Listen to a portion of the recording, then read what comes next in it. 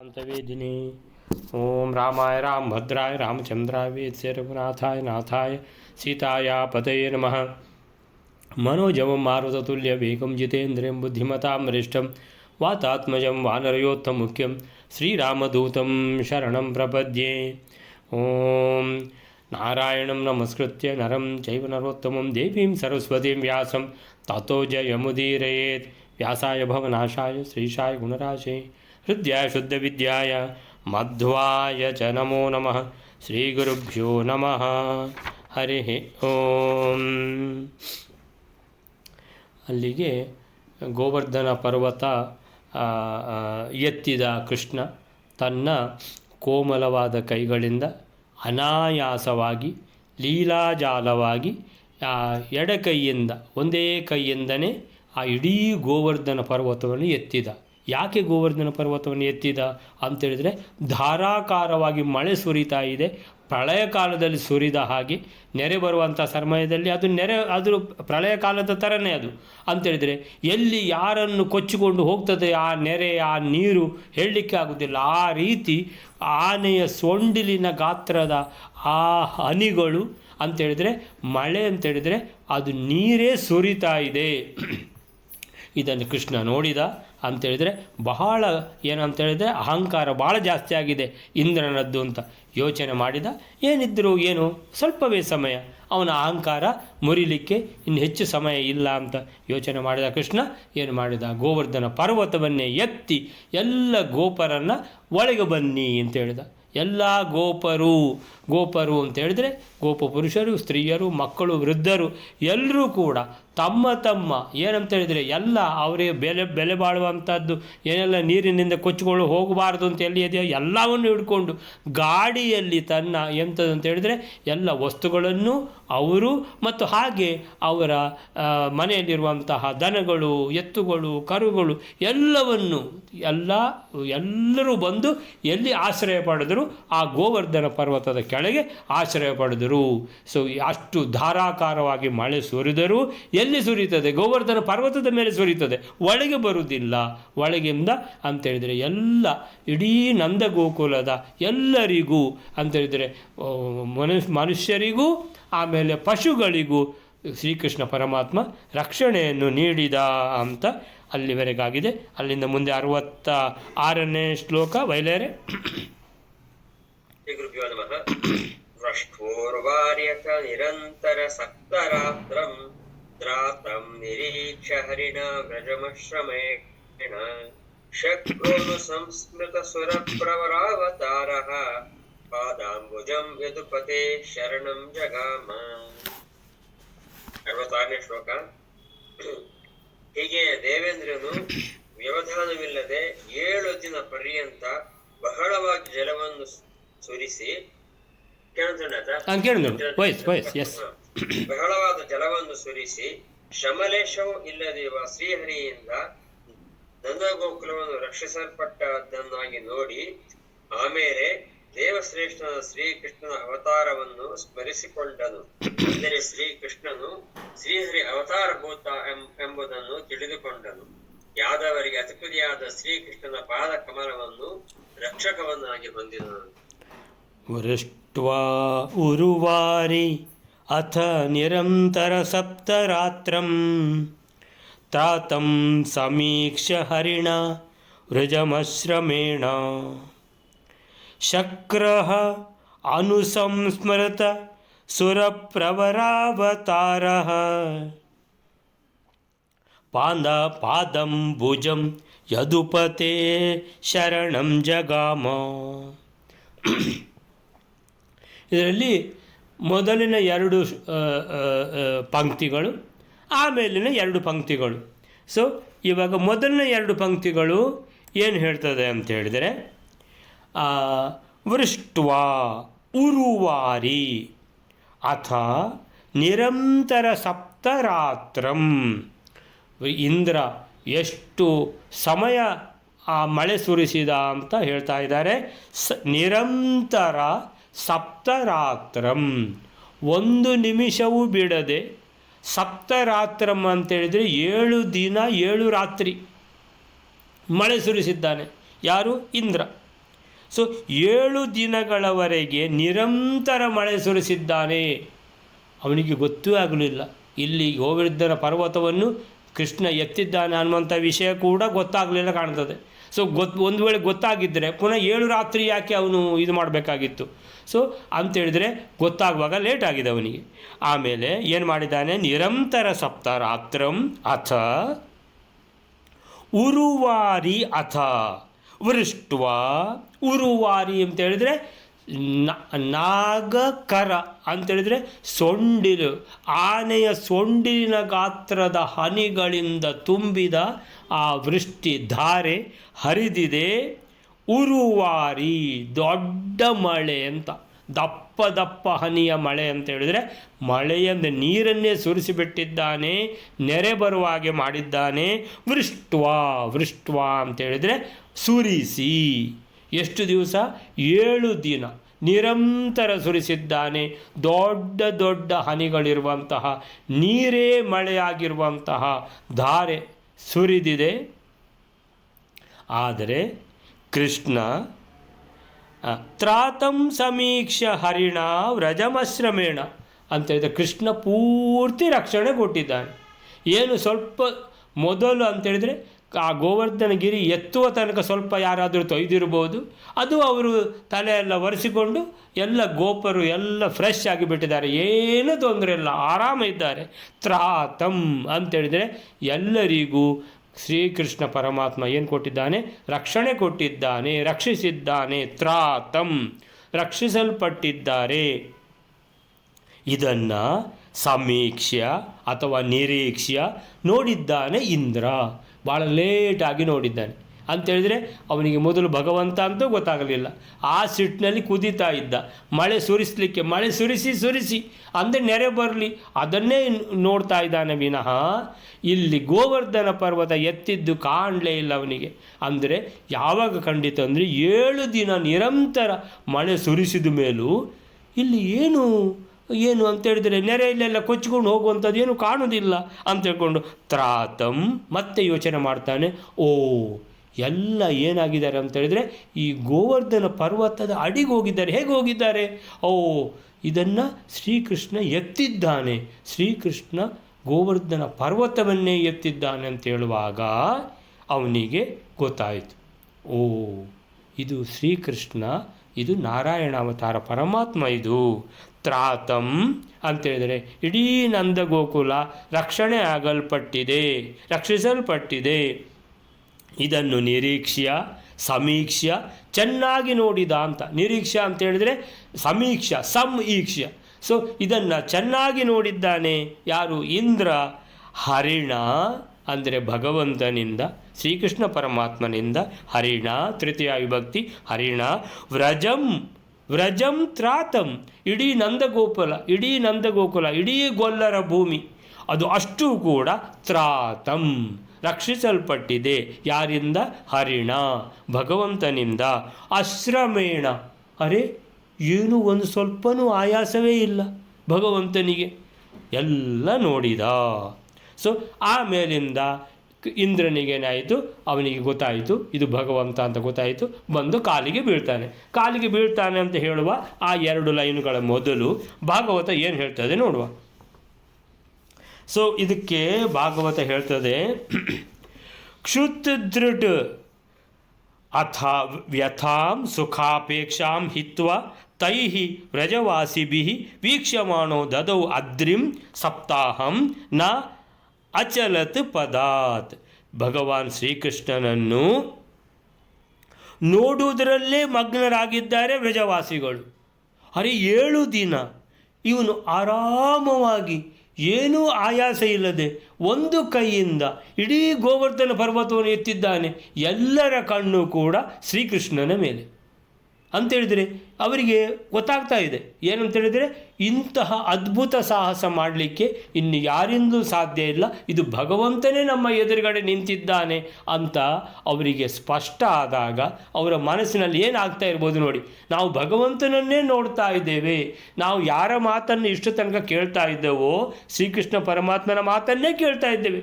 ನಮ್ಮ ಪುಟ್ಟ ಬಾಲಕ ಶ್ರೀಕೃಷ್ಣ ಹೇಳಿದಾಗೆ ನಾವು ಕೇಳ್ತಾ ಇದ್ದದ್ದು, ಈಗ ಸ್ಪಷ್ಟ ಆಗಿಬಿಡ್ತು ಇವನು ಭಗವಂತನೇ. ಯಾಕಂತ ಹೇಳಿದ್ರೆ ಒಂದೇ ಕೈಯಲ್ಲಿ ಆ ಪುಟ್ಟ ಆ ಕಮಲದ ದಳದ ಥರ ಇರುವಂತಹ ಆ ಎಳೆ ಮಗುವಿನ ಆ ಒಂದು ಕೈಯಿಂದ ಇಡೀ ಗೋವರ್ಧನ ಪರ್ವತವನ್ನು ಎತ್ತಿದ್ದಾನೆ. ಇಡೀ ನಂದ ಗೋಕುಲ ಆ ಗೋಕುಲದ ಪರ್ವತದ ಅಡಿಯಲ್ಲಿ ಆರಾಮವಾಗಿ ಇದೆ. ಹಾಗಾದರೆ ಒಬ್ಬನೇ ಎತ್ತಿದ್ದಾನೆ ಕೃಷ್ಣ ಅಂತ ಅದನ್ನು ನೋಡ್ತಾನೇ ಇದ್ದಾರೆ ಅಷ್ಟು ಜನ. ಭಗವಾನ್ ಶ್ರೀಕೃಷ್ಣನನ್ನು ನೋಡುವುದರಲ್ಲೇ ಮಗ್ನರಾದ ವ್ರಜವಾಸಿಗಳು 7 ದಿವಸಗಳ ಕಾಲ ಹಸಿವು, ಬಾಯಾರಿಕೆ, ಸುಖಾಪೇಕ್ಷೆ ಎಲ್ಲ ಮರೆತು ಬಿಟ್ಟಿದ್ದಾರೆ. 7 ದಿನ ಏನೂ ತಿನ್ನಲಿಲ್ಲ ಅಂತ ಹೇಳಿದರೆ ಅವರಿಗೆ ಗೊತ್ತೇ ಇಲ್ಲ ತಿಂದಿಲ್ಲ ಅಂತ. ಅವರು ಕೃಷ್ಣನನ್ನು ನೋಡುವುದರಲ್ಲೇ ಬಿದ್ದಿದ್ದಾರೆ. ಅರೆ ನೀನು ಅಂತ ಹೇಳಿದರೆ ನೀನು ಎತ್ತುತ್ತಾ ಇದ್ದೀಯಲ್ಲ, ನಾವು ಆರಾಮ ಇದ್ದೇವೆ, ಹೊರಗಿಂದ ಅಷ್ಟು ಮಳೆ ಬರ್ತಾ ಇದೆ ಅಂದರೆ ಅರೆ ಇಷ್ಟು ಸಣ್ಣ ಹುಡುಗ ಒಂದು ಕೈಯಿಂದ ಎತ್ತಿದ್ದಾನೆ, ಅದರಲ್ಲೇ ಇದ್ದಾರೆ ಅವರು ಅಂತ ಹೇಳಿದರೆ ಬೇರೆ ಯಾವುದೂ ಅವರಿಗೆ ಗೊತ್ತೇ ಆಗ್ತಾ ಇಲ್ಲ. 7 ದಿವಸಗಳ ಕಾಲ ಹಸಿವು ಬಾಯಾರಿಕೆಗಳನ್ನು, ಸುಖಾಪೇಕ್ಷೆಯನ್ನು ಮರೆತು ಬಿಟ್ಟರು. ಶ್ರೀಕೃಷ್ಣನು ಒಂದು ಹೆಜ್ಜೆಯಷ್ಟಾದರೂ ಕದಲದೆ ಗೋವರ್ಧನ ಗಿರಿಯನ್ನು ಎತ್ತಿಕೊಂಡು ಸ್ತಬ್ಧನಾಗಿ ನಿಂತಿದ್ದನು. ಅಂದರೆ ಆರಾಮವಾಗಿ ನಿಂತಿದ್ದಾನೆ, ಏನೂ ಆಯಾಸ ಇಲ್ಲ, ಎಲ್ಲಿಯೂ ಏನು ಒಂದು ಪದ ಅಂತ ಹೇಳಿದರೆ ಒಂದು ಹೆಜ್ಜೆ ಆ ಕಡೆ ಈ ಕಡೆ ಆಗಿದೆ ಇಲ್ಲ, ಹಾಗೇ ನಿಂತಿದ್ದಾನೆ ಅದನ್ನು ಎತ್ತಿಕೊಂಡು. ಇವರು ನೋಡ್ತಾನೇ ಇದ್ದಾರೆ ಈ ಗೋವರ್ಧನ ಗಿರಿಯನ್ನು ಎತ್ತಿ ನಾವು ಆರಾಮಾಗಿದ್ದೇವೆ ಅನ್ನುವಂಥದ್ದು.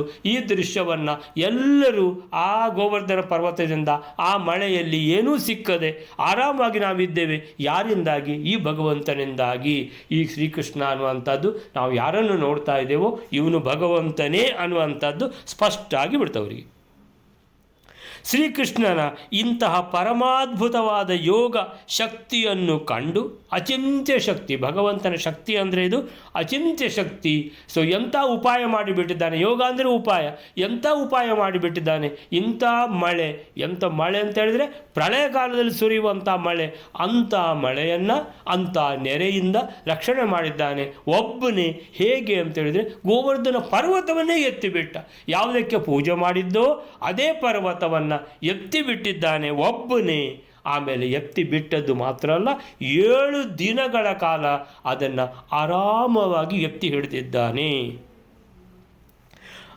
ಅಷ್ಟಾಗುವಾಗ ಇಂದ್ರ ಇದನ್ನು ನೋಡಿ ನೋಡಿ ನೋಡಿ ಆಶ್ಚರ್ಯ ಆಗಿಬಿಡ್ತು. ಇದು ಇನ್ಯಾರಿಗೂ ಸಾಧ್ಯ ಇಲ್ಲ, ಇದು ಭಗವಂತನೇ. ಹಾಗಾದರೆ ಆ ಕೃಷ್ಣ ಭಗವಂತನೇ, ಕೈಯಲ್ಲಿ ಚಕ್ರ ಇಲ್ಲ, ಆ ಶಂಖ ಇಲ್ಲ ಅಂತ ಹೇಳಿಬಿಟ್ಟು ನನಗೆ ಗೊತ್ತಾಗಲಿಲ್ಲಲ್ಲ ಅಂತೇಳಿದ್ದು ಭಗವಂತನೇ ಅಂತೇಳಿ. ಭಗವಂತ ಅಂತೇಳಿದರೆ ಚತುರ್ಭುಜಧಾರಿ, ಯಾವಾಗಲೂ ಒಂದು ಕೈಯಲ್ಲಿ ಶಂಖ, ಇನ್ನೊಂದು ಕೈಯಲ್ಲಿ ಚಕ್ರ ಇದ್ದೇ ಇರ್ತದೆ. ಶಂಖ ಚಕ್ರ ಗದಾ ಪದ್ಮ. ಸೊ ಏನೂ ಇಲ್ಲ, ಯಾವ ಆಯುಧವೂ ಇಲ್ಲ ಅಂತೇಳಿದರೆ ದನ ಕಾಯುವ ಹುಡುಗನಾಗಿ ಇದ್ದಾನೆ ಈ ಶ್ರೀಕೃಷ್ಣ ಅಂತ ಹೇಳ್ಕೊಂಡು ನಾನು ಭಗವಂತ ಅಂತ ಗೊತ್ತಾಗಲಿಲ್ಲಲ್ಲ ಅಂತೇಳ್ಕೊಂಡು ಏನಾಯಿತು, ಅವನಿಗೆ ನಾಚಿಕೆ ಆಗಲಿಕ್ಕೆ ಶುರುವಾಯಿತು. ಆಮೇಲಿಂದ ನಾನು ಭಗವಂತನ ಆಜ್ಞೆಯನ್ನು ಭಗವಂತನಿಗೆ ಈ ಥರ ಎಲ್ಲ ಮಾಡಿಬಿಟ್ಟಿದ್ದೇನೆ ಅಂತ ಎಲ್ಲ ಎಣಿಸಿಕೊಂಡ ಅಂತೇಳಿದರೆ ಅವನಿಗೆ ಎಲ್ಲ ಕಸಿವಿಸಿ ಆಗಲಿಕ್ಕೆ ಶುರುವಾಯಿತು ಇಂದ್ರನಿಗೆ. ಅಂತೇಳಿದರೆ ಅವನು ಅಷ್ಟು ದೊಡ್ಡ ದೇಹ ಇಂದ್ರ, ಆ ಕಸಿವಿಸಿಯಲ್ಲಿ ಏನಾಗಿ ಹೋದ, ಅವನು ಇಷ್ಟು ಸಣ್ಣದಾಗಿ ಬಿಟ್ಟ. ಅಯ್ಯೋ ನನಗೆ ಗೊತ್ತಾಗಲಿಲ್ಲ. ಅವನ ಗರ್ವ ಅನ್ನುವಂಥದ್ದು, ಅಹಂಕಾರ ಅನ್ನುವಂಥದ್ದು ನುಚ್ಚು ನೂರಾಗಿ ಹೋಗಿದೆ. ಭಗವಂತನ ಸ್ಮರಣೆ ಈಗ ಬರಲಿಕ್ಕೆ ಆರಂಭ ಆಗಿದೆ. ಇದು ಭಗವಂತನೇ. ಸೊ ಏನು ಮಾಡಿದ, ಮೇಘಗಳಿಗೆ ಹೇಳಿದ, ಹಿಂದಕ್ಕೆ ಕರೆಸಿಕೊಂಡ, ಮಳೆಯನ್ನು ನಿಲ್ಲಿಸಿಬಿಟ್ಟು ಗೋವರ್ಧನಧಾರಿಯಾದ ಶ್ರೀಕೃಷ್ಣನು ನೋಡಿದನು. ಭಯಂಕರವಾದ ಬಿರುಗಾಳಿ, ಮಳೆ ಎಲ್ಲ ನಿಂತು ಹೋಗಿ ಆಕಾಶ ಸ್ವಚ್ಛವಾಗಿ ಸೂರ್ಯನು ಪ್ರಕಾಶಿಸ್ತಾ ಇದ್ದಾನೆ. ಆಗ ಅವನು ಗೋಪಾಲಕರಲ್ಲಿ ಹೇಳಿದ, ಪ್ರಿಯ ಗೋಪಾಲಕರೇ, ಈಗ ನೀವು ಯಾವುದೇ ಭಯ ಇಲ್ಲದೆ ನಿಮ್ಮ ಗೋಗಳೊಡನೆ, ನಿಮ್ಮ ಹೆಂಡಿರು ಮಕ್ಕಳೊಡನೆ ಹೊರಟು ಎಲ್ಲಿಗೆ ನಿಮ್ಮ ಮನೆಗೆ ಹೋಗಿರಿ. ಹೊರಗೆ ಹೊರಟು ಬನ್ನಿರಿ. ನೋಡಿ ಏನು ಬಿರುಗಾಳಿ ಮಳೆ ನಿಂತು ನದಿಗಳ ನೀರು ಕೂಡ ಇಳಿಮುಖವಾಗಿದೆ, ಎಲ್ಲ ಆರಾಮವಾಗಿದೆ, ಹೋಗಿ ನಿಮ್ಮ ಮನೆಗೆ ಅಂತೇಳಿದರೆ ನೀವು ಬರುವಾಗ ಅಂತೇಳಿದರೆ ಅಂಥ ಭೀಕರ ಪರಿಸ್ಥಿತಿ ಇತ್ತು. ಆ ಮಳೆ ಶುರುವಾಗುವ ಮೊದಲು ಹೇಗಿತ್ತು ಹಾಗೆ ಆಗಿಬಿಟ್ಟಿದೆ. ನದಿಯಲ್ಲಿ ಕೂಡ ನೀರೇನಾಗಿದೆ, ಪ್ರವಾಹ ಕಡಿಮೆ ಆಗಿಬಿಟ್ಟಿದೆ ಅಂತ ಎಲ್ಲ ಕೃಷ್ಣ ಹೇಳ್ತಾನೆ ಅವರಿಗೆ. ಭಗವಂತನ ಈ ಆಜ್ಞೆಯನ್ನು ಪಡೆದು ಎಲ್ಲ ಗೋಪರು ಕೂಡ ತಮ್ಮ ತಮ್ಮ ಗೋಧನ ಅಂತ ಹೇಳಿದರೆ ಅವರ ಸಂಪತ್ತೇ ಗೋವು, ಎತ್ತುಗಳು, ಗೋವು, ಆಮೇಲೆ ಹಸುಗಳು, ಕರುಗಳು. ಸೊ ತಮ್ಮ ತಮ್ಮ ಗೋಧನ, ಪುತ್ರ ಪುತ್ರಿ, ಆಮೇಲೆ ವೃದ್ಧರು, ಮಕ್ಕಳು ಎಲ್ಲರನ್ನು ಕರ್ಕೊಂಡು ತಮ್ಮ ಸಾಮಗ್ರಿಯನ್ನು ಗಾಡಿಗಳಲ್ಲಿ ತುಂಬಿಕೊಂಡು ಒಳಗೆ ಹೋಗಿದ್ದಾರೆ. ಸಾಮಗ್ರಿ ಅಂತ ಹೇಳಿದರೆ ಮಳೆಯಲ್ಲಿ ಎಲ್ಲ ನೆನೆದು ಹೋಗಬಾರ್ದು ಅಂತ. ಹಾಗೆ ಗಾಡಿಗಳಲ್ಲಿ ಹೇಗೆ ತುಂಬಿಕೊಂಡು ಹೋಗಿದ್ದಾರೆ ಹಾಗೆ ಗಾಡಿಗಳನ್ನು ಹೊರಗೆ ತಂದರು. ಎಲ್ಲ ಸಾಮಗ್ರಿಗಳನ್ನು ಎಲ್ಲ ಹೊರಗೆ ಬಂದರು ಅಂತೇಳಿದರೆ ಮನುಷ್ಯರು, ಪಶುಗಳು, ಆಮೇಲೆ ಗಾಡಿ ಎಲ್ಲ ಬಂತು ಹೊರಗೆ. ಸರ್ವಶಕ್ತನಾದ ಭಗವಂತ ಶ್ರೀಕೃಷ್ಣ ಕೂಡ ಎಲ್ಲರೂ ನೋಡುತ್ತಿರುವಂತೆ ಲೀಲಾಜಾಲವಾಗಿ ಗೋವರ್ಧನಗಿರಿಯನ್ನು ಹಿಂದಿನಂತೆಯೇ ಅದರ ಸ್ಥಾನದಲ್ಲಿ ಇರಿಸಿದ ಅಂತೇಳಿದರೆ, ಇದು ಈಗ ಗೋವರ್ಧನ ಪರ್ವತವನ್ನು ಎತ್ತಿದ್ದನ್ನವರು ನೋಡಿದ್ದಾರೆ. 7 ದಿನ ಎತ್ತಿಕೊಂಡೇ ಇದ್ದ, ಏನೂ ಆಯಾಸ ಇರಲಿಲ್ಲ, ಲೀಲಾಜಾಲವಾಗಿ. ಅರೆ ಭಗವಂತ, ಇದು ಭಗವಂತನ ಮಹಿಮೆ, ಭಗವಂತನ ಶಕ್ತಿಯನ್ನು ಕಣ್ಣಾರೆ ನೋಡಿದ್ದಾರೆ. ಈಗ ಇನ್ನೊಂದನ್ನು ನೋಡಿದರು ಶಕ್ತಿ, ಏನಂತೇಳಿದರೆ ಹಾಗೆ ಗೋವರ್ಧನ ಪರ್ವತವನ್ನು ಹಾಗೆ ಇಟ್ಟುಬಿಟ್ಟ ಅದೇ ಜಾಗದಲ್ಲಿ.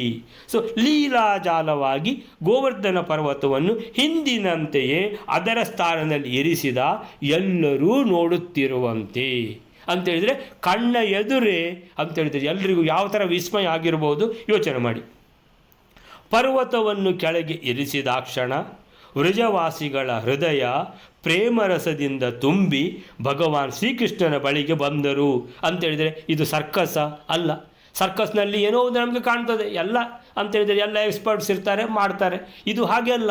ತಮ್ಮ ಕಣ್ಣೆದುರುಗಡೆ ಕೃಷ್ಣ ಏನು ಮಾಡಿದ್ದಾನೆ, ಗೋವರ್ಧನ ಪರ್ವತವನ್ನು ಎತ್ತಿದ್ದಾನೆ. ಯಾಕೆ ಎತ್ತಿದ್ದಾನೆ ಇಲ್ಲ ಅಂತೇಳಿದರೆ ಎಲ್ಲ ನೆರೆಯಲ್ಲಿ ಕೊಚ್ಚಿಕೊಂಡು ಹೋಗ್ತಿದ್ರು, ಅಂದರೆ ನಮಗೆ ರಕ್ಷಣೆ ಕೊಡಲಿಕ್ಕೆ ಎತ್ತಿದ್ದಾನೆ. ಈಗ ಮಳೆಯೆಲ್ಲ ನಿಂತಿದೆ, ಬಿರುಗಾಳಿ ನಿಂತಿದೆ, ಎಲ್ಲ ಸ್ವಚ್ಛ ಆಗಿದೆ, ಸೂರ್ಯ ಪ್ರಕಾಶ ಪುನಃ ಕಾಣ್ತಾ ಇದೆ, ಆರಾಮವಾಗಿ ಎಲ್ಲವೂ ಮೊದಲಿನಂತೆ ಇದೆ ಅಂತ ಹೇಳುವಾಗ ಕೃಷ್ಣ ಪರಮಾತ್ಮ ಹೇಳಿದ, ನೀವೆಲ್ಲ ಹೊರಟು ಹೋದ ಕೂಡಲೇ ಸೊ ಅವರೆಲ್ಲ ಹೊರಗೆ ನಿಂತಿದ್ದಾರೆ. ನಿಂತಿರುವಾಗ ಅವರ ಕಣ್ಣೆದುರುಗಡೆ ಗೋವರ್ಧನ ಪರ್ವತವನ್ನು ಅದೇ ಜಾಗದಲ್ಲಿ ಇಟ್ಟುಬಿಟ್ಟ. ಎಲ್ಲರೂ ನೋಡುತ್ತಿರುವಂತೆಯೇ, ಅದು ಬಹಳ ಮುಖ್ಯ. ಎಲ್ಲರೂ ನೋಡುತ್ತಿರುವಂತೆಯೇ ಇದಾಯಿತು. ಇನ್ನೊಂದು ಅದ್ಭುತ, ಅದೇ ಜಾಗದಲ್ಲಿ ಇಟ್ಟಿದ್ದಾನೆ. ಎಲ್ಲಿಟ್ಟಿದ್ದಾನೆ, ಎಲ್ಲಿಂದ ತೆಗೆದಿದ್ದಾನೆ ಯಾವುದೂ ಗೊತ್ತಾಗ್ತಾ ಇಲ್ಲ. ಹೇಗೆ ಮೊದಲಿತ್ತೋ ಹಾಗೇನೆ. ಪರ್ವತವನ್ನು ಕೆಳಗೆ ಇರಿಸಿದ ಕ್ಷಣ ವ್ರಜವಾಸಿಗಳ ಹೃದಯ ಪ್ರೇಮರಸದಿಂದ ತುಂಬಿ ಭಗವಾನ್ ಕೃಷ್ಣನ ಬಳಿಗೆ ಬಂದು ಕೆಲವರು ಅವನನ್ನು ಅಪ್ಪಿಕೊಂಡರೆ, ಕೆಲವರು ಮುತ್ತಿಟ್ಟರು, ಎಲ್ಲರೂ ಅವನನ್ನು ಸತ್ಕರಿಸಿದರು. ವೃದ್ಧೆಯರಾದ ಗೋಪಿಯರು ಮಹದಾನಂದದಿಂದ ಸ್ನೇಹದಿಂದ ಶ್ರೀಕೃಷ್ಣನಿಗೆ ಮೊಸರು, ಅಕ್ಷತೆ, ನೀರು, ಇವುಗಳಿಂದ ಮಂಗಲ ತಿಲಕವನ್ನು ಇಟ್ಟು ತುಂಬು ಹೃದಯದಿಂದ ಆಶೀರ್ವದಿಸಿದರು.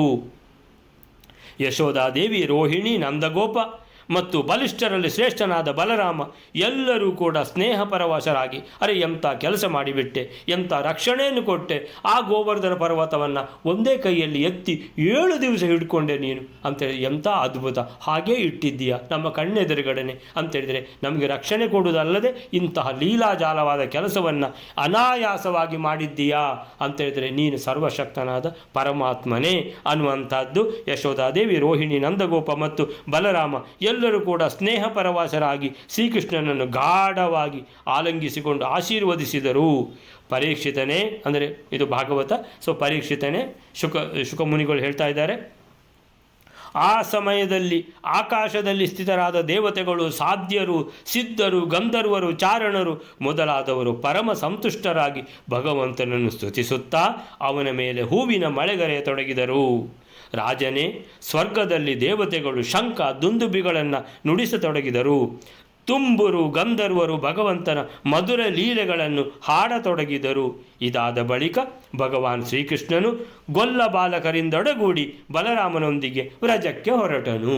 ಪುನಃ ಶ್ರೀಕೃಷ್ಣ, ಬಲರಾಮ, ಮತ್ತು ಎಲ್ಲ ತುಂಟ ಹುಡುಗರು ಎಂದಿನಂತೆ ಅಂತೇಳಿದರೆ ಯಥಾ ಕುಲೆ ಯಥಾ ವಯಸ್ಸಿ ಹೇಗೆ ಮಾಡಬೇಕೋ ಹಾಗೆ ಪುನಃ ತುಂಟ ಹುಡುಗರಾಗಿ ದನ ಕಾಯಲಿಕ್ಕೆ ಶುರುವಾಯಿತು ಅಂತೇಳಿದರೆ ಅವನ ಮೇಲೆ ಅಂದರೆ ಹೂವಿನ ಮಳೆಗರೆದರು. ಇದಾದ ಬಳಿಕ ಭಗವಾನ್ ಶ್ರೀಕೃಷ್ಣನು ಗೊಲ್ಲ ಬಾಲಕರಿಂದ ಒಡಗೂಡಿ ಬಲರಾಮನೊಂದಿಗೆ ವ್ರಜಕ್ಕೆ ಹೊರಟನು. ಅವನೊಂದಿಗೆ ಆನಂದಭರಿತರಾಗಿದ್ದ ಗೋಪಿಕಾ ಸ್ತ್ರೀಯರು ಶ್ರೀಕೃಷ್ಣನ ಚೇತೋಹಾರಿಗಳಾದ ಗೋವರ್ಧನ ಉದ್ಧರಣವೇ ಮೊದಲಾದ ಲೀಲಾ ಪ್ರಸಂಗಗಳನ್ನು ಹೃದಯಂಗಮವಾಗಿ ಹಾಡುತ್ತಾ ವ್ರಜಕ್ಕೆ ತೆರಳಿದರು. ಅಂದರೆ ಗೋಪಿಕಾ ಸ್ತ್ರೀಯರಿಗೆ ಶ್ರೀಕೃಷ್ಣನ ಎಲ್ಲ ಲೀಲೆಗಳನ್ನು ಹಾಡುವುದೇ ಕೆಲಸ. ಅದೇ ಶ್ರೀಕೃಷ್ಣನ ಆ ಅದ್ಭುತ ಲೀಲೆಗಳನ್ನು ಕಣ್ಣಾರೆ ನೋಡುವುದು ಮಾತ್ರ ಅಲ್ಲ, ಆಮೇಲಿಂದ ಹಾಡ್ತಾ ಇರ್ತಾರೆ. ಇದು ಗೋಪಿಕಾ ಸ್ತ್ರೀಯರ ಕೆಲಸ. ಅಂತಹ ಭಕ್ತಿ ಆ ಗೋಪಿಕಾ ಸ್ತ್ರೀಯರದ್ದು. ಇದನ್ನು ಇಷ್ಟು ಕಥೆಯನ್ನು ಯಾರು ಮಧ್ವಾಚಾರ್ಯರು 2 ಲೈನ್ನಲ್ಲಿ ಹೇಳಿಬಿಟ್ಟಿದ್ದಾರೆ. ಈಗ ಶಕ್ರನಿಗೆ ಗೊತ್ತಾಗಿದೆ. ಶಕ್ರ ಅಂದರೆ ಇಂದ್ರ. ಶಕ್ರ 3ನೇ ಲೈನು. ಶಕ್ರ ಅನುಸಂಸ್ಕೃತ ಗೊತ್ತಾಯಿತು. ಇದು ಭಗವಂತ ಕೃಷ್ಣ ಅಂತೇಳಿದರೆ ಭಗವಂತ. ನನಗೆ ಚಕ್ರ ಶಂಖ ಕಾಣಲಿಲ್ಲ. ಹೌದು, ಅವ್ರದ್ದು ಅದು ಇದು ಯಾವುದಾದ್ರು ಲಕ್ಷ್ಮೀ ಶೋಭಾನೆಯಲ್ಲಿ ಬರುವಂಥದ್ದು. ಅದು ಲಕ್ಷ್ಮಿಯ ಮದುವೆ ಅದು ಅದರಲ್ಲಿ. ಸೊ ಇಲ್ಲಿ ಶಕ್ರ ಅನುಸಂಸ್ಕೃತ. ಶಕ್ರ ಅಂದರೆ ಇಂದ್ರ. ಸೊ ಇಂದ್ರನಿಗೆ ಅನುಸಂಸ್ಮೃತ ಅಂತೇಳಿದರೆ ಸ್ಮೃತಿ ಬಂತು, ನೆನಪು ಬಂತು ಅಂತೇಳಿದರೆ ನಾನು ಶಂಖಚಕ್ರ ಇಲ್ಲ ಅಂತೇಳಿಬಿಟ್ಟು ನಾನು ಭಗವಂತ ಅಲ್ಲ ಅಂತ ತಿಳ್ಕೊಂಬಿಟ್ಟಿದ್ದೆ ಅಂತೇಳಿದರೆ ಎಂಥ ಪ್ರಮಾದ ಆಗಿ ಹೋಯಿತು. ಸೊ ಶಕ್ರ ಅನುಸಂಸ್ಮೃತ ಸುರಪ್ರವರಾವತಾರ. ಅರೇ ದೇವರ ದೇವ ಭಗವಂತ ಇವನು, ನಾರಾಯಣನು ಇವನು.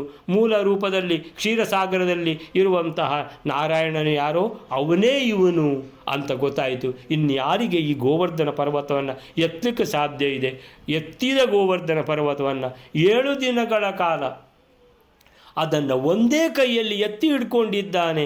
ಇದು ಯಾರಿಗೆ ಸಾಧ್ಯ ಇದೆ? ಇದನ್ನು ಯಾರಿಗಾದರೂ ಊಹಿಸ್ಲಿಕ್ಕಾದರೂ ಸಾಧ್ಯ ಇದೆಯಾ? ಇಲ್ಲ. ಅಂತಹ ಅದ್ಭುತವಾದ ಕೆಲಸವನ್ನು ಮಾಡಿದ್ದಾನೆ ಭಗವಂತನಲ್ಲದೆ ಇನ್ನು ಯಾರಿಗೂ ಸಾಧ್ಯ ಇಲ್ಲ. ಸುರಪ್ರವರಾವತಾರ. ಸುರ ಅಂದರೆ ದೇವತೆಗಳ ಪ್ರವರ ಅಂತೇಳಿದರೆ ಶ್ರೇಷ್ಠ ಅವತಾರ ಪುರುಷನಾದ, ಇದು ಪರಮ ಪುರುಷನಾದ, ಪುರುಷೋತ್ತಮನಾದ ಇದು ಭಗವಂತನೇ ಅನ್ನುವಂಥದ್ದು. ಪಾದ ಅಂಬುಜಂ, ಆ ಭಗವಂತನ ಪಾದ ಅಂಬುಜಂ, ಚರಣ ಕಮಲಕ್ಕೆ ಯದುಪತೇ ಹೇ. ಯದುಕುಲದಲ್ಲಿ ಈಗ ಬಂದು ಈ ವ್ರಜಭೂಮಿಯಲ್ಲಿ ಇಲ್ಲಿ ದನ ಕಾಯುವ ಕೆಲಸ ಮಾಡ್ತಾ ಇದ್ದಾನೆ ಶ್ರೀಕೃಷ್ಣ. ಅರೇ ನನಗೆ ಗೊತ್ತಾಗಲಿಲ್ಲ ಅಲ್ಲ, ಇದು ಭಗವಂತನೇ ಅವತಾರ ಮಾಡಿದ್ದಾನೆ. ಆ ಭಗವಂತನನ್ನು ಹೇಗೆ ಎಣಿಸೋದು? ಹೀಗೆ ದನ ಕಾಯ್ತಾ ಇರ್ತಾನೆ ಭಗವಂತ ಅಂತ ಅಂತೇಳಿದರೆ ಅದು ಕನಕದಾಸರದ ಕಥೆ ನೆನಪಾಗ್ತದೆ. ಅಲ್ಲಿ ಉಡುಪಿಯಲ್ಲಿ ಇವತ್ತು ದೇವರು ಬರ್ತಾರ ಅಂತ ಎಲ್ಲರೂ ಕಾಯ್ತಾ ಇದ್ದಾರೆ. ಎಲ್ಲರೂ ಪಟ್ಟೆ ಕಚ್ಚೆ ಹಾಕಿಕೊಂಡು ಎಲ್ಲ ತವಳವ ಬ್ರಾಹ್ಮಣರು ಉಡುಪಿಯಲ್ಲಿ ಎಲ್ಲ ಆ ಕಡೆಯಿಂದ ಈ ಕಡೆಯಿಂದ ಎಲ್ಲ ಕಡೆಯಿಂದ ಕಾಯ್ತಾ ಇದ್ದಾರೆ. ಈಗ ಶ್ರೀಕೃಷ್ಣ ಇವತ್ತು ದೇವರು ಬರ್ತಾರೆ ಅಂತ ತಿಳ್ಕೊಂಡು ದೇವರನ್ನು ನಿಮಗೆ ನೋಡ್ಬೋದು ಅಂತ ಕಾಯ್ತಾ ಇರುವಾಗ ಏನಾಯಿತು? 1 ಗಂಟೆ ಆಯಿತು, 1.5 ಗಂಟೆ ಆಯಿತು. ಕನಕ ಹೇಳಿದ್ದಾನೆ ಬರ್ತಾನೆ ಅಂತ ಹೇಳಿದ್ರೆ ಖಂಡಿತ ದೇವರು ಬರ್ತಾರೆ. ಒಂದು ನಾಯಿ ಬಂದು ಕೂಡ ಎಲ್ಲರೂ ಓಡಿಸಿದರು. ಆದರೆ ದೇವರು ಬರ್ತಾರೆ ಅಂತ ಹೇಳುವಾಗ ಈ ನಾಯಿ ಎಲ್ಲಿಂದ ಬಂತು ಅಂತ ನಾಯಿಯನ್ನು ಓಡಿಸಿ ಆಯಿತು. ನಾಯಿ ಎಲ್ಲಿ ಹೋಯಿತು ಅಂತ ಗೊತ್ತಾಗಲಿಲ್ಲ. ಸೊ ಆ ನಂತರ ಕನಕ ಬಂದ.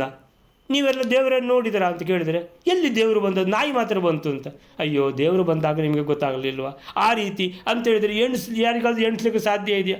ನಾಯಿಯ ರೂಪದಲ್ಲಿ ಬರ್ತಾನೆ ದೇವರು ಅಂತ ತಿಳ್ಕೊಂಡು. ಈ ರೀತಿಯಲ್ಲಿ ದೇವರು ಯಾವ ರೂಪದಲ್ಲಿ ಬರ್ತಾನೆ, ಹೇಗೆ ನಮ್ಮನ್ನು ಪರೀಕ್ಷಿಸ್ತಾನೆ ಒಂದೂ ಗೊತ್ತಾಗೋದಿಲ್ಲ. ಆದ್ದರಿಂದ ಅಂತ ಇಂದ್ರನಿಗೆ, ದೇವಲೋಕದ ಒಡೆಯ ಇಂದ್ರ, ಅವನಿಗೇ ಗೊತ್ತಾಗಲಿಲ್ಲ, ಅವನಿಗೇ ಸ್ಮರಣೆ ಬರಲಿಲ್ಲ, ಅವನಿಗೆ ವಿಸ್ಮರಣೆ ಬಂದುಬಿಡ್ತು ಭಗವಂತಂದು. ಹಾಗಾದರೆ ಬಾಕಿದ್ದವರದ ಪಾಡೇನು ಅಂತ ಆಲೋಚನೆ ಮಾಡಬೇಕು. ಶಕ್ರ ಅನುಸಂಸ್ಮೃತ ಸುರಪ್ರವರಾವತಾರ. ದೇವರ ದೇವ ಶಿಖಾಮಣಿ ಬಂದಾನು ಅಂತೇಳಿದರೆ ನನಗೆ ಗೊತ್ತಾಗಲಿಲ್ಲ. ಸುರಪ್ರವರ ಅಂದರೆ ದೇವತೆಗಳಲ್ಲಿ ಅತ್ಯಂತ ಶ್ರೇಷ್ಠನಾದ ಅಂತೇಳಿದರೆ ತುತ್ತ ತುದಿಯಲ್ಲಿ ಸರ್ವೋತ್ತಮನಾದ ಅಂತ ಸರ್ವಶಕ್ತನಾದ ಸರ್ವವ್ಯಾಪ್ತನಾದ ಭಗವಂತ ನನಗೆ ಗೊತ್ತಾಗಲಿಲ್ಲ. ಮುಖ್ಯ ಏನದರಲ್ಲಿ? ಅಂಥ ಭಗವಂತ ನನಗೆ ಗೊತ್ತಾಗಲಿಲ್ಲ ಅಲ್ಲಪ್ಪ ಅಂತ ಹೇಳ್ಕೊಂಡು ದೇವೇಂದ್ರ ಏನು ಮಾಡ್ತಾನೆ? ಜೋರಾಗಿ ಅವನ ಹತ್ತಿರ ಏನು ಮಾಡಲಿಕ್ಕೆ ಈಗ ಆಗಿ ಹೋಗಿದೆ, ಪ್ರಮಾದ ಆಗಿ ಹೋಗಿದೆ. ಆದರೆ ಏನು ಆಗಬೇಕೋ, ಅವನ ಅಹಂಕಾರ ಮುರಿಬೇಕಿತ್ತು, ಅಹಂಕಾರ ಯಾವಾಗಲೂ ಮುರಿದೋಗಿದೆ. ಅದೇನಾಗಿದೆ? ಚೂರಾಗಿ ಬಿಟ್ಟಿದೆ ಇಂದ್ರನ ಅಹಂಕಾರ. ಅವನು ಯದುಪತೇ ಅಂದರೆ ಯದುಕುಲದಲ್ಲಿ ಬಂದು ಜನಿಸಿರುವಂತಹ ಈ ಶ್ರೀಕೃಷ್ಣನನ್ನು ಪಾದಾಂಬುಜಂ ಬಂದು ಅವನ ಚರಣ ಕಮಲ ಹಿಡ್ಕೊಂಡು ಏನು ಮಾಡಿದ್ದಾನೆ, ಶರಣಂ ಜಗಾಮ, ಆ ಚರಣ ಕಮಲಗಳನ್ನು ಮೊರೆ ಹೊಕ್ಕಿದ್ದಾನೆ, ಆ ಪಾದದ ಧೂಳಿಯನ್ನು ತನ್ನ ತಲೆಗೆ ಹಾಕ್ಕೊಂಡಿದ್ದಾನೆ ಅಂತ ಹೇಳಿದರೆ ಭಗವಂತ ತಪ್ಪಾಯಿತು, ಗೊತ್ತಾಗಲಿಲ್ಲ ಅಂತ ಹೇಳಿದ್ದಾನೆ. ಈ 66ನೇ ಶ್ಲೋಕಕ್ಕೆ ಅಪಾರ ಜಲವನ್ನು ಅಂತೇಳಿದರೆ ಉರುವಾರಿ ಅಂತೇಳಿದರೆ ಅಪಾರ ಜಲರಾಶಿಯ ಮೇಲಿಂದ ಕೆಳಗೆ ಸುರಿದಿದೆ. 7 ದಿನಗಳ ಕಾಲ ಸಪ್ತರಾತ್ರಂ, ಆಮೇಲೆ ಸತತ ನಿರಂತರ ಸುರಿಸಿದರೂ ವೃಷ್ಟ್ವಾ ಗೋಕುಲವು ಕೃಷ್ಣನಿಂದ ಅನಾಯಾಸವಾಗಿ ವ್ರಜಂ ಗೋಕುಲವು ಅಶ್ರಮೇಣ ಒಂದು ಚೂರು ಶ್ರಮ ಇಲ್ಲದೆ, ಅಶ್ರಮೇಣ ಆ ಶ್ರಮ ಚೂರು ಆಯಾಸ ಇಲ್ಲದೆ ಅಶ್ರಮೇಣ ವ್ರಜಂ ಹರಿಣ ಭಗವಂತನಿಂದ ತ್ರಾತಂ ರಕ್ಷಿಸಲ್ಪಟ್ಟಿದೆ. ಇದನ್ನು ನೋಡಿ ಕೃಷ್ಣ ಅಂತ ಹೇಳಿದ್ರೆ ಇಂದ್ರ, ಇದು ಭಗವಂತನೇ, ಇದು ಭಗವಂತನಿಂದ ರಕ್ಷಿಸಲ್ಪಟ್ಟಿದೆ ಅಂತ ಗೊತ್ತಾಗಿ ಇದನ್ನು ಕಂಡ ಇಂದ್ರ ಶ್ರೀಕೃಷ್ಣನು ಸಕಲ ದೇವೋತ್ತಮನಾದ ಶ್ರೀಹರಿಯ ಅವತಾರ ಅಂತ ನೆನಪಾಯಿತು, ಸ್ಪಷ್ಟ ಆಯಿತು.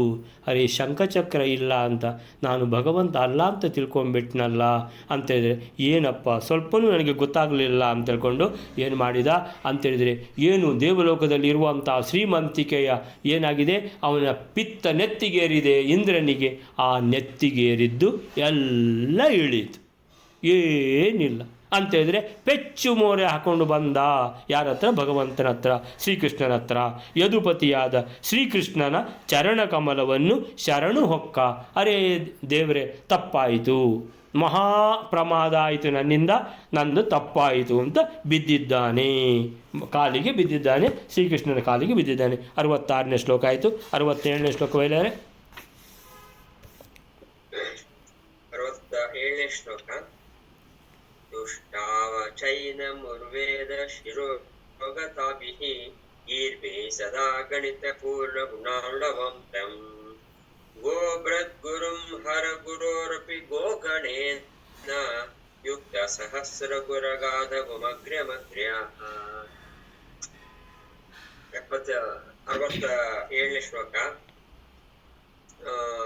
ವಜ್ರಧಾರಿಯಾದ ಸುರಭಿ ಮೊದಲಾದ ಗೋವುಗಳ ಸಮುದಾಯದಿಂದ ಕೂಡಿರುವ ಸಹಸ್ರ ಅಕ್ಷಿಗಳುಳ್ಳ ಇಂದ್ರನು ಯಾವಾಗಲೂ ಗಣನ ಮಾಡಲಿಕ್ಕೆ ಅಶಕ್ಯವಾಗಿರುವುದರಿಂದ ಪರಿಪೂರ್ಣಗಳಾದ ಗುಣಗಳಿಂದ ಸಮುದ್ರದಂತಿರುವ ರುದ್ರನಿಗೇ ಗುರುವಾದ ಬ್ರಹ್ಮನಿಗೂ ಗುರುವಾದ ಇತರರಿಂದ ಸಹಿಸಲು ಅಶಕ್ಯವಾದ ಕಾಂತಿಯುಳ್ಳ ಅಥವಾ ಅಪಾರವಾದ ಶರೀರದ ಕಾಂತಿಯುಳ್ಳ ಅಪಾರವಾದ ವಾಗ್ವಿಲಾಸವುಳ್ಳ ಉತ್ತಮರಿಂದಲೂ ಉತ್ತಮನಾದ ಈ ಶ್ರೀಕೃಷ್ಣನೊಂದು ಉತ್ಕೃಷ್ಟಗಳಾದ ಅನಂತ ವೇದಗಳಿಗೆ ಚಿರಸ್ಥಾನೀಯಗಳಾದ ಉಪನಿಷತ್ತುಗಳಲ್ಲಿರತಕ್ಕಂಥ ವಚನಗಳಿಂದ ಸ್ತೋತ್ರ ಮಾಡಿದನಂತೆ. ತುಷ್ಟಾವಚೈನಂ ಉರುವೇದ ಶಿರೋಗತಾಭಿಃ ಗೀರ್ಭಿಃ ಸದಾ ಗಣಿತ ಪೂರ್ಣ ಗುಣಾರ್ಣವಂತಂ ಗೋಬೃದ್ಗುರುಂ ಹರಗುರೋರಪಿ ಗೋಗಣೇನ ಯುಕ್ತ ಸಹಸ್ರಗುಃ ಅಗಾಧಗುಂ ಅಗ್ರಮಗ್ರಾತ್ ತುಷ್ಟಾವ ಚ ಏನಂ ಉರುವೇದ ಶಿರೋಗತಾಭಿಃ ಗೀರ್ಭಿಃ ಸದಾ ಅಗಣಿತ ಪೂರ್ಣ ಗುಣಾರ್ಣವಂತಂ ಗೋಬೃದ್ ಗುರುಂ ಹರಗುರೋರಪಿ ಗೋಗಣೇನ ಯುಕ್ತಃ ಸಹಸ್ರಗುಃ ಅಗಾಧಗುಂ ಅಗ್ರ್ಯಂ ಅಗ್ರ್ಯಾತ್. 2 ಜನ ಇಂದ್ರ ಬಂದು ಭಗವಂತನ ಶ್ರೀಕೃಷ್ಣನ ಕಾಲಿಗೆ ಬಿದ್ದಿದ್ದಾನೆ. ಒಂದು ಶ್ರೀಕೃಷ್ಣ, ಒಂದು ಇಂದ್ರ. ಇದರಲ್ಲಿ ತುಷ್ಟಾವ ಅಂತೇಳಿದರೆ ಆನಂದಗೊಳಿಸಿದ. ಹೇಗೆ? ಕಣ್ಣೀರು ಹಾಕಿದ. ಯಾರು? ಕೃಷ್ಣ. ತಪ್ಪಾಯಿತು ಅಂತೇಳ್ಕೊಂಡು ಏನೆಲ್ಲ ಮಾಡಿದ? ಚ ಏನಂ ಅಂದರೆ ಈ ಕೃಷ್ಣನನ್ನು ಏನೆಲ್ಲ ಯಾವ ರೀತಿಯಲ್ಲಿ ಸಂತೋಷಪಡಿಸಿದ? ಉರು ವೇದ ಶಿರ ವೇದ ಅಂತೇಳಿದರೆ ಉರುವೇದ ಅಂದರೆ ಋಗ್ವೇದ, ಯಜುರ್ವೇದ, ಸಾಮವೇದ ಇವು ಉರುವೇದಗಳು. ಆಮೇಲೆ ಅಥರ್ವವೇದ ಕೂಡ ಉಂಟು. ಸೊ ಈ ವೇದಗಳ ಅಂತೇಳಿದರೆ ಅತ್ಯಂತ ಶ್ರೇಷ್ಠವಾದ ಉತ್ಕೃಷ್ಟವಾದ ವೇದಗಳ ಶಿರ ಅಂದರೆ ತಲೆ, ವೇದಗಳ ಶಿರ ಅಂದರೆ ಉಪನಿಷತ್ತುಗಳು. ಉರುವೇದ ಶಿರೋ ಅಂದರೆ ಆ ಶಿರ ಉಪನಿಷತ್ತುಗಳಿಂದ, ಶಿರೋಗತಾಭಿಹಿ ಉಪನಿಷತ್ತಿನ ಮಂತ್ರಗಳಿಂದ, ಗೀರ್ಭಿಹಿ ವಚನಗಳಿಂದ. ಸೊ ಉಪನಿಷತ್ತಿನ ವೇದಗಳಿಂದ, ಉಪನಿಷತ್ತು ಮಂತ್ರಗಳಿಂದ ಏನು ಮಾಡಿದ್ದಾನೆ? ಭಗವಂತನನ್ನು ಕೊಂಡಾಡಿದ್ದಾನೆ. ಯಾರು? ಈ ಇಂದ್ರ ಅಂತೇಳಿದರೆ ಉಪನಿಷತ್ತುಗಳು, ವೇದಗಳು ಭಗವಂತನನ್ನು ಕೊಂಡಾಡ್ತಾನೇ ಇರ್ತವೆ. ಸೊ ಭಗವಂತನ ಬಗ್ಗೆ ಹೇಳುವಂಥದ್ದೇ ಅವುಗಳ ಕೆಲಸ. ಸೊ ಆ ಮಂತ್ರಗಳಿಂದ ಭಗವಂತನನ್ನು ಕೊಂಡಾಡಿದ. ಸೊ ಭಗವಂತನನ್ನು ಸ್ತುತಿ ಮಾಡಿದ ಇಂದ್ರ. ಆಮೇಲೆ ಹೇಳಿದ ಸದಾ ಅಗಣಿತ ಪೂರ್ಣ ಗುಣಾರ್ಣವಂತಂ. ಅರೆ ಭಗವಂತ, ನೀವು ಯಾವಾಗಲೂ ಸದಾ ತಮ್ಮಂದ್ರ ಭಗವಂತನನ್ನು ಏನೆಲ್ಲ ಹೇಳಿದ? ನೀವು ಅಗಣಿತ ಪೂರ್ಣ ಗುಣಾರ್ಣವಂ. ಗುಣಾರ್ಣವಂ ಅಂತೇಳಿದರೆ ಗುಣನಿಧಿ ನೀವು, ಗುಣಗಳ ಸಮುದ್ರ ನೀವು. ಎಂಥ ಗುಣಗಳು ಅಂತೇಳಿದರೆ ಪೂರ್ಣ ಅಂದರೆ ನಿಮ್ಮ ಜ್ಞಾನ ಅದು ಪೂರ್ಣ, ನಿಮ್ಮ ಸುಖ ಅದು ಪೂರ್ಣ, ನಿಮ್ಮ ಶಕ್ತಿ ಅದು ನಿರವಧಿಕ ಶಕ್ತಿ, ಅದು ಎಷ್ಟು ಅಂತ ಗೊತ್ತಿಲ್ಲ. ಹೀಗೆ ಎಷ್ಟು ಗುಣಗಳುಂಟು ಭಗವಂತ, ಎಷ್ಟೋ ಗುಣಗಳು. ಲೆಕ್ಕ ಮಾಡಲಿಕ್ಕೆ ಯಾರಿಂದಾದರೂ ಆಗಲಿಲ್ಲ ಅಂತೇಳಿದರೆ ಅಗಣಿತ ಗುಣಗಳು, ಪೂರ್ಣ ಗುಣಗಳು ನಿಮ್ಮದು. ಅಂದರೆ ನೀವು ಇಂಥ ಅಗಣಿತ, ಇಂಥ ಪೂರ್ಣ ಗುಣಗಳ ಸಮುದ್ರ ನೀವು. ಗುಣಾರ್ಣವಂ, ನೀವು ಗುಣಗಳ ಸಮುದ್ರ ನೀವು. ಎಲ್ಲ ಪೂರ್ಣ ಗುಣಗಳು ಭಗವಂತ. ನೀವು ಸುಖಪೂರ್ಣ. ಯಾರದಾದ್ರೂ ಸುಖ ನಿಮಗೆ ಬೇಕಾ? ಪೂರ್ತಿ ಸುಖ ನಿಮ್ಮ ಹತ್ರವೇ ಇದೆ ಅಂಥ ಭಗವಂತ ನೀವು. ಗೋಭೃತ್ ಅಂತೇಳಿದರೆ, ಗೋಭೃತ್ ಅಂತೇಳಿದರೆ ವಜ್ರಧಾರಿಯಾದ ಆ ಇಂದ್ರ, ವಜ್ರಾಯುಧಧರನಾದ ಇಂದ್ರ ಅಂತೇಳಿದರೆ ಪೂರ್ತಿ ಕಿರೀಟ ಎಲ್ಲ ಅವನ ಆಭರಣಗಳನ್ನು ಹಾಕಿಕೊಂಡು ಬಂದಿದ್ದಾನೆ. ಯಾರು? ಇಂದ್ರ ಅಂತೇಳಿದರೆ. ಇಂದ್ರ ಅಂತೇಳಿದರೆ ಹೇಗೆ ಇಂದ್ರ ಕಾಣಬೇಕು ಹಾಗೆ ಬಂದಿದ್ದಾನೆ. ಕಾಲಿಗೆ ಬಿದ್ದಿದ್ದಾನೆ ಭಗವಂತನದ್ದು. ಸೊ ಕಾಲಿಗೆ ಬೀಳುವಾಗ ವಜ್ರಧಾರಿಯಾಗಿ ಬಂದಿದ್ದಾನೆ ಗೋಭೃತ್. ಆಮೇಲಿಂದ ಗೋಗಣೇನ ಬರುವಾಗ ಒಬ್ಬರೇ ಬಂದಿದ್ದಾನ ಅಂತೇಳಿದರೆ ಇಲ್ಲ, ಸುರಭಿ, ಕಾಮಧೇನು ಮತ್ತು ಯಾವುದೆಲ್ಲ ಆ ದೇವಲೋಕದ ಹಸುಗಳಿದ್ದಾವೋ ಆ ಎಲ್ಲ ಕರ್ಕೊಂಡು ಬಂದಿದ್ದಾನೆ. ಯಾಕೆ ಅಂತೇಳಿದರೆ, ನಾವು ಯಾರ ಹತ್ರ ಆದರೂ ಕೋಪದಲ್ಲಿದ್ದರೆ ಅವರಿಗೆ ಇಷ್ಟವಾದ್ದನ್ನು ಯಾರನ್ನಾದರೂ ಕರ್ಕೊಂಡು ಹೋಗೋದು ಒಳ್ಳೆಯದು. ಅಂತೇಳಿದರೆ ಅಟ್ಲೀಸ್ಟ್ ಇಷ್ಟ ಇದ್ದವರನ್ನು ನೋಡಿದಾಗ ಕೋಪ ಶಮನ ಆಗ್ತದೆ. ನಮ್ಮನ್ನು ನೋಡಿ ಶಮನ ಆಗದಿದ್ದರೂ ಇಷ್ಟದವರನ್ನು ನೋಡಿ ಶಮನ ಆಗ್ತದೆ ಅಂತ ಏನು ಮಾಡಿದ? ಯಾರು ಗೋಪಾಲಕೃಷ್ಣ ಅಲ್ವಾ? ಗೋಪಾಲಕೃಷ್ಣನಿಗೆ ಅತ್ಯಂತ ಇಷ್ಟವಾದದ್ದು ಯಾವುದಂದರೆ ದನಗಳು, ಕರುಗಳು, ಅದು ಎತ್ತುಗಳು ಬಹಳ ಇಷ್ಟ ಶ್ರೀಕೃಷ್ಣನಿಗೆ. ಅವರಿಗೆ ಇಷ್ಟವಾದದ್ದನ್ನು ಅವನು ಕಾಮಧೇನುವನ್ನೇ ಕರ್ಕೊಂಡು ಬಂದುಬಿಟ್ಟಿದ್ದಾನೆ ದೇವಲೋಕದಿಂದ. ಸುರಭಿಯನ್ನು ಕರ್ಕೊಂಡು ಬಂದಿದ್ದಾನೆ. ಯಾಕೆ ಅಂತ ಹೇಳಿದರೆ, ಸುರಭಿಯನ್ನು ನೋಡಿದ ಕೂಡಲೇ ಕೃಷ್ಣನಿಗೆ ಏನಾಗ್ತದೆ? ಕೋಪ ಇದ್ದದ್ದು ಹೋಗ್ತದೆ. ನನ್ನ ಮೇಲಿದ್ದು ಕೋಪ, ನಾನು ಒಬ್ಬನೇ ಹೋದರೆ ತುಂಬ ಕೋಪ ಇರಬಹುದು, ಆದ್ದರಿಂದ ನಾನು ಕಾಮಧೇನುವನ್ನು ಕರ್ಕೊಂಡು ಹೋಗ್ತೇನೆ ಅಂತ ಕಾಮಧೇನುವನ್ನು ಕರ್ಕೊಂಡು ಬಂದಿದ್ದಾನೆ. ಗೋಗಣೇನ ದೇವಲೋಕದ ಹಸುಗಳನ್ನು ಕರ್ಕೊಂಡು ಬಂದಿದ್ದಾನೆ. ಕಾಮಧೇನುವೆ, ಸುರಭಿಯ ಮೊದಲಾದ ಹಸುಗಳನ್ನು ಕರ್ಕೊಂಡು ಬಂದಿದ್ದಾನೆ. ಕೃಷ್ಣನಿಗೆ ಮೊದಲು ಆ ಕಾಮಧೇನುವನ್ನು ತೋರಿಸಿದ್ದಾನೆ. ಮತ್ತೆ ಇಂದ್ರ ಹೋಗಿ ನಮಸ್ಕಾರ ಮಾಡಿದ್ದಾನೆ. ಆಮೇಲಿಂದ ಹೇಳ್ತಾನೆ ಭಗವಂತ, ನೀವು ಗುರುಂ ಅಂತೇಳಿದರೆ ಇಡೀ ಜಗದ್ಗುರು ಭಗವಂತ ನೀವು. ಎಂಥ ಜಗದ್ಗುರು ಅಂತೇಳಿದರೆ ಹರಗುರೋರಪಿ. ಹರನಿಗೆ ಗುರು ಯಾರು? ಬ್ರಹ್ಮದೇವರು. ಈಶ್ವರನಿಗೆ, ಉಮಾಪತಿಗೆ, ರುದ್ರದೇವರಿಗೆ ಯಾರು ಗುರು ಅಂತೇಳಿದರೆ ಬ್ರಹ್ಮದೇವರು. ಹರಗುರೋರಪಿ ಗುರು ನೀವು ಅಂದರೆ ಬ್ರಹ್ಮದೇವರಿಗೂ ಗುರು ನೀವು ಅಂತೇಳಿದರೆ ಭಗವಂತ ಅಂಥ ಅಪಾರ ಜ್ಞಾನವನ್ನು ಹಿಡ್ಕೊಂಡಿರುವಂಥ ಅಂತೇಳಿದರೆ, ಹಾಗಾದರೆ ಏನಪ್ಪ ಬ್ರಹ್ಮದೇವರಿಗೆ ಗುರು ಅಂತ ಹೇಳಿದರೆ ಅಂದರೆ ಬ್ರಹ್ಮದೇವರು ಅವರು ಸಹ ಪೂರ್ಣ ಜ್ಞಾನಿ. ಹಾಗಾದರೆ ಭಗವಂತ ಬ್ರಹ್ಮದೇವರಿಗೆ ಗುರು ಹೇಗಾಗೋದು ಅಂತ ಹೇಳಿದರೆ, ಬ್ರಹ್ಮದೇವರಿಗೂ ಗೊತ್ತಿಲ್ಲದ್ದು ಅದು ಭಗವಂತನಿಗೆ ಗೊತ್ತಿದೆ ಅಂತ ಅರ್ಥ. ಭಗವಂತನ ಆ ಜ್ಞಾನ ಅನ್ನುವಂಥದ್ದು ಭಗವಂತನನ್ನು ಸಾಕಲ್ಯೇನ ಪೂರ್ತಿಯಾಗಿ ಬ್ರಹ್ಮದೇವರಿಗೂ ತಿಳಿಲಿಕ್ಕಾಗೋದಿಲ್ಲ. ಅರೆ ಪೂರ್ಣ ಜ್ಞಾನಿ ಯಾರು? ಆ ಬ್ರಹ್ಮದೇವರು. ಅವರಿಗೂ ಕೂಡ ಭಗವಂತನನ್ನು ಪೂರ್ಣ ತಿಳಿಲಿಕ್ಕಾಗೋದಿಲ್ಲ ಅಂತೇಳಿದರೆ ಬ್ರಹ್ಮದೇವರ ಜ್ಞಾನಕ್ಕಿಂತಲೂ ಇನ್ನೂ ಕೆಲವೆಲ್ಲ ವಿಷಯಗಳು ದೇವಗುಹ್ಯ ಅಂತ ಹೇಳ್ತಾರೆ, ಭಗವಂತನಿಗೆ ಮಾತ್ರ ಗೊತ್ತಿರುವಂಥ ವಿಷಯಗಳು. ಅಂಥದ್ದು ಭಗವಂತನಿಗೆ ಮಾತ್ರ ಗೊತ್ತಿರುವಂಥದ್ದು. ಅಂಥ ವಿಷಯಗಳನ್ನು ಭಗವಂತ ಕೆಲವೊಂದು ಬ್ರಹ್ಮದೇವರಿಗೆ ಉಪದೇಶ ಮಾಡಿದ್ದಾನೆ ಅಂತೇಳಿದರೆ ಬ್ರಹ್ಮದೇವರಿಗೂ ಭಗವಂತ ಗುರುಗಳಾಗಿದ್ದಾರೆ. ಹಾಗಾದರೆ ಹೇಳ್ತಾರೆ, ಈ ಇಂದ್ರದೇವರು ಈಗ ಬಂದು ಪೂರ್ಣ ಆ ಆಭರಣಗಳನ್ನು ಹಾಕ್ಕೊಂಡು, ಕಿರೀಟ ಹಾಕ್ಕೊಂಡು, ಕಾಮಧೇನುವನ್ನು ಕರ್ಕೊಂಡು ಬಂದಿದ್ದಾರೆ. ಬಂದು ಕಾಲಿಗೆ ಬಿದ್ದಿದ್ದಾರೆ ಭಗವಂತನದ್ದು. ಹೇಳ್ತಾರೆ, ಅರೇ ನೀವು ಜಗದ್ಗುರುಗಳು, ನನಗೆ ಮಾತ್ರ ಗೊತ್ತಾಗಲಿಲ್ಲ, ನನಗೆ ಮಾತ್ರ ವಿಸ್ಮರಣೆ ಬಂತು, ನಾನು ಅಜ್ಞನಾಗಿ ಬಿಟ್ಟೆ. ನಾನು ಅಂತ ಹೇಳಿದರೆ ಎಲ್ಲ ಲೋಕದಲ್ಲಿ ಇದ್ದಾರಲ್ಲ ಅಜ್ಞಾನಿಗಳು, ಆ ಥರ ಆಗಿಬಿಟ್ಟೆ, ನನಗೆ ಗೊತ್ತಾಗಲಿಲ್ಲ. ನಾನು ಖಾಲಿ ನಿಮ್ಮದು ಶಂಖ ಇಲ್ಲ, ಚಕ್ರ ಇಲ್ಲ, ನೀವು ಭಗವಂತ ಅಲ್ಲ ಅಂತ ತಿಳ್ಕೊಂಡ್ಬಿಟ್ಟಿದ್ದೆ, ಗೊತ್ತಾಗಲಿಲ್ಲ ನನಗೆ. ಗೋಭೃತ್ ವಜ್ರಧಾರಿಯಾಗಿ ಸಕಲ ಆಭರಣಗಳ ಧಾರಿಯಾಗಿ ಬಂದಿದ್ದಾನೆ. ಆಮೇಲೆ ಗೋಗಣೇನ ಈ ದೇವಲೋಕದ ಹಸುಗಳನ್ನು ಕರ್ಕೊಂಡು ಬಂದಿದ್ದಾನೆ. ಕಾಮಧೇನುವನ್ನು ಮುಂದೆ ಬಿಟ್ಟಿದ್ದಾನೆ. ಭಗವಂತನ ಕಾಮಧೇನು ಫಸ್ಟಿಗೆ ನೋಡಲಿ ಭಗವಂತ, ಯಾಕಂದರೆ ತುಂಬ ಇಷ್ಟ ಭಗವಂತನಿಗೆ. ಸೊ ಇಷ್ಟದ್ದನ್ನು ಮೊದಲು ನೋಡಲಿ ಅಂತ. ಆಮೇಲಿಂದ ಗೋಗಣೇನ ಯುಕ್ತನಾಗಿ ಬಂದಿದ್ದಾನೆ. ಗೋಗಣೇನ ಯುಕ್ತ. ಆಮೇಲೆ ಎಲ್ಲ ಹೇಳ್ತಾನೆ, ಅಗಣಿತ ಪೂರ್ಣ ಗುಣಾರ್ಣವಂ ನೀವು ಗುರುಂ ಹರಗುರೋರಪಿ ಗುರುಂ ನೀವು. ಆಮೇಲಿಂದ ಎಲ್ಲ ವೇದಗಳು ಉಪನಿಷತ್ತುಗಳು ನಿಮ್ಮನ್ನೇ ಕೊಂಡಾಡ್ತವೆ. ಆ ಎಲ್ಲ ಮಂತ್ರಗಳನ್ನು ಹೇಳಿದ್ದಾನೆ ಯಾರು? ಇಂದ್ರ. ಆಮೇಲಿಂದ ಸಹಸ್ರಗುಹು. ಈ ಇಂದ್ರನ ಬಗ್ಗೆ ಹೇಳುವಂಥದ್ದು ಸಹಸ್ರಗುಹು ಅಂತ ಹೇಳಿದರೆ 1000 ಕಣ್ಣಿರುವಂತಹ ಈ ಇಂದ್ರ ಸಹಸ್ರಗುಹು. ಅಗಾಧಗುಂ ಅಂತ ಹೇಳ್ತಾರೆ. ಭಗವಂತನ ಸ್ತುತಿ ಇನ್ನೂ ನಿಲ್ಲಿಲ್ಲ. ಇನ್ನು ಹೇಳ್ತಾನೆ ಭಗವಂತನಿಗೆ, ನೀವು ಅಗಾಧ ಅಂತ ಹೇಳೋ ವರ್ಡ್ ಯಾರಿಗೆ ಉಪಯೋಗಿಸ್ತಾರೆ ಅಂದರೆ ಸಮುದ್ರಕ್ಕೆ. ಸಮುದ್ರದ ಆಳ ಎಷ್ಟು ಅಂತ ಕೇಳಿದರೆ ಅಗಾಧ, ಅದು ಎಷ್ಟು ಅಂತ ಹೇಳಲಿಕ್ಕೆ ಸಾಧ್ಯ ಇಲ್ಲ. ಸಮುದ್ರದ ಅದು ಎಷ್ಟು ಆಳ ಇದೆ ಯಾರಿಗೆ ಗೊತ್ತು ಅಂತ ಹೇಳಿದ್ರೆ ಅಗಾಧ. ಸೊ ಅಂತಹ ಅಗಾಧವಾದ ಜ್ಞಾನ ಇರುವಂಥ ಭಗವಂತ, ಅಗಾಧವಾದ ಅಪರಿಮಿತ ಶಕ್ತಿ ಇರುವಂಥ ಭಗವಂತ, ಅಪರಿಮಿತ ಕಾಂತಿ ಇರುವಂಥ ತೇಜಸ್ಸಿರುವಂಥ ಭಗವಂತ ಅಂತ ಅಗಾಧಗುಂ. ಅಗ್ರ್ಯಂ ಅಗ್ರ್ಯಾತ್ ಅಂದರೆ ಶ್ರೇಷ್ಠರಲ್ಲಿ ಅತೀ ಶ್ರೇಷ್ಠರಾಗಿ ಅಂತ ಹೇಳಿದರೆ ಸರ್ವಶಕ್ತನಾಗಿ, ಸರ್ವಸ್ವತಂತ್ರನಾಗಿ, ಸರ್ವೋತ್ತಮನಾದ ಸರ್ವೋತ್ತಮ ಅಂತ ಸರ್ವೋತ್ತಮನಾದ ಭಗವಂತ ನೀವು.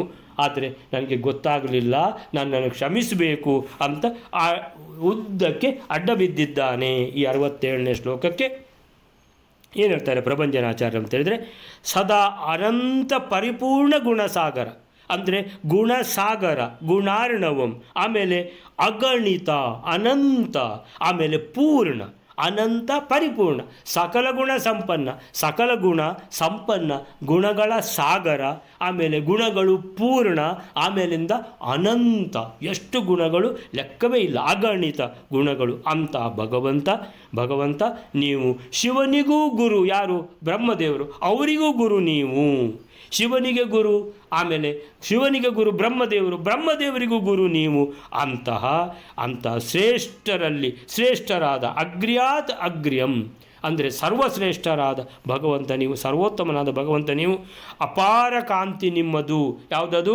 ಅಗಾಧಗುಂ ಅಂದರೆ ಅಗಾಧಗುಂ ಅಂತೇಳಿದರೆ ಅಪಾರ ಕಾಂತಿ, ನಿರವಧಿಕ ಶಕ್ತಿ, ನಿರವಧಿಕ ತೇಜಸ್ಸು ಅಂತೇಳಿದರೆ ಎಷ್ಟು ಅಂತ ಹೇಳಲಿಕ್ಕೆ ಸಾಧ್ಯ ಇಲ್ಲ. ಅಂಥೇಳಿದರೆ ಭಗವಂತನ ಶಕ್ತಿ ಏನು ಅಂತೇಳಿದರೆ ಎಷ್ಟು ಅಂತ ಯೋಚನೆ ಮಾಡಲಿಕ್ಕೆ, ಏನು ಊಹಿಸ್ಲಿಕ್ಕೂ ಸಾಧ್ಯ ಇಲ್ಲ. ಅಂತಹ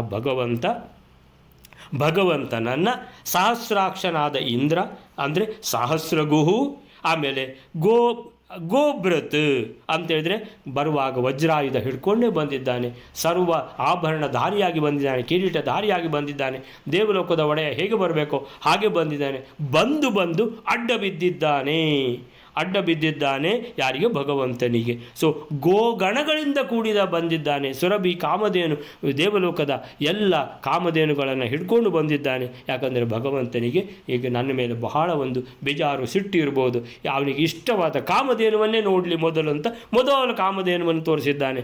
ಆಮೇಲೆ ಶ್ರೇಷ್ಠವಾದ ಉಪನಿಷತ್ ಮಂತ್ರಗಳಿಂದ ಭಗವಂತನನ್ನು ಕೊಂಡಾಡಿದ್ದಾನೆ, ಸ್ತುತಿಸಿದ್ದಾನೆ. ಯಾರು? ಇಂದ್ರ. ಶ್ರೀಕೃಷ್ಣನ ಹಿರಿಮೆಯನ್ನು ಅರ್ಥ ಮಾಡಿಕೊಂಡ ಇಂದ್ರ ಗೋಬ್ರಾಹ್ಮಣ ಪ್ರಿಯನಾದ ಈ ಗೋಪಾಲಕೃಷ್ಣನನ್ನು ಒಲಿಸಲಿಕ್ಕೆ ಗೋಗಣ ಸಮೇತನಾಗಿ ದೇವಲೋಕದಿಂದ ಬಂದ.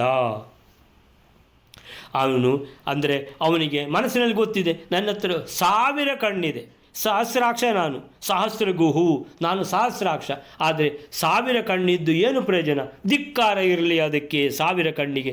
ಭಗವಂತನ ಆ ಮಹಿಮೆ ನನಗೆ ಗೊತ್ತಾಗದೆ ಹೋಯ್ತಲ್ಲ, ಭಗವಂತನ ಸ್ಮರಣೆ ಬಾರದೆ ಹೋಯ್ತಲ್ಲ, ಅದೇ ಶಂಖಚಕ್ರ ಇಲ್ಲ ಅಂತ ಭಗವಂತ ಅಲ್ಲ ಅಂತ ನಾನು ಕೂತುಬಿಟ್ನಲ್ಲ ಅಂತ ಏನು ಬೇಜಾರು ಪಟ್ಕೊಂಡು ಬಂದಿದ್ದಾನೆ.